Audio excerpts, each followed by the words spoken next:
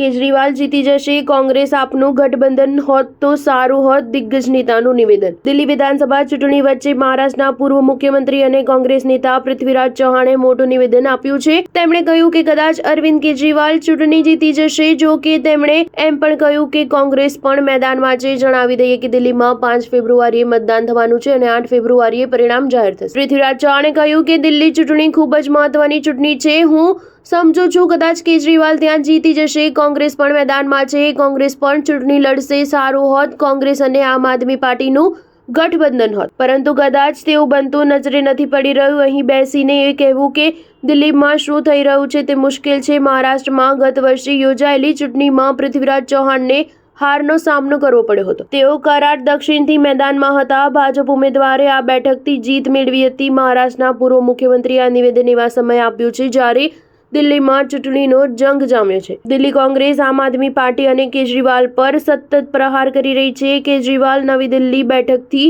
ચૂંટણી મેદાનમાં છે। અહીંથી કોંગ્રેસે દિલ્હીના પૂર્વ મુખ્યમંત્રી શીલા દીક્ષિતના દીકરા સંદીપ દીક્ષિતને મેદાનમાં ઉતાર્યા છે। સંદીપ દીક્ષિત આ બેઠકથી જીતનો દાવો કરી રહ્યા છે, ત્યારે ભાજપે પૂર્વ સાંસદ પ્રવેશ વર્માને આ બેઠકમાં મેદાનમાં ઉતાર્યા છે। સ્ટાર ન્યૂઝ 7 હંમેશા સચ્ચાઈની સાથે।